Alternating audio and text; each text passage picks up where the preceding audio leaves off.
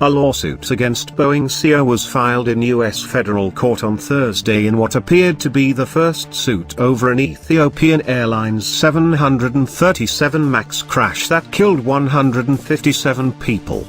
The lawsuit was filed in Chicago federal court by the family of Jackson Musoni, a citizen of Rwanda, and alleges that Boeing, which manufactures the 737 MAX, had defectively designed the automated flight control system.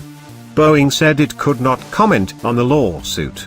Boeing is working with the authorities to evaluate new information as it becomes available, said a spokesperson for Boeing, adding all inquiries about the ongoing accident investigation must be directed to the investigating authorities.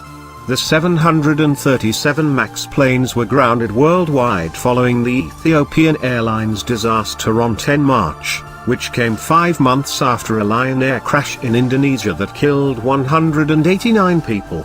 Boeing said on Wednesday it had reprogrammed software on its 737 MAX to prevent erroneous data from triggering an anti-stall system that is facing mounting scrutiny in the wake of 2 deadly nose-down crashes in the past 5 months.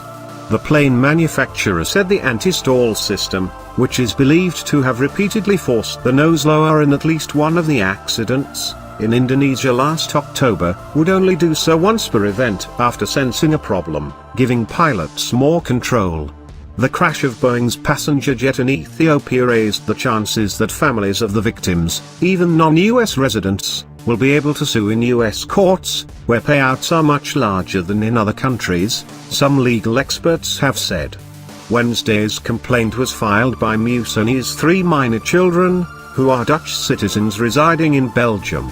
The lawsuit says Boeing failed to warn the public, airlines and pilots of the airplane's allegedly erroneous sensors, causing the aircraft to dive automatically and uncontrollably.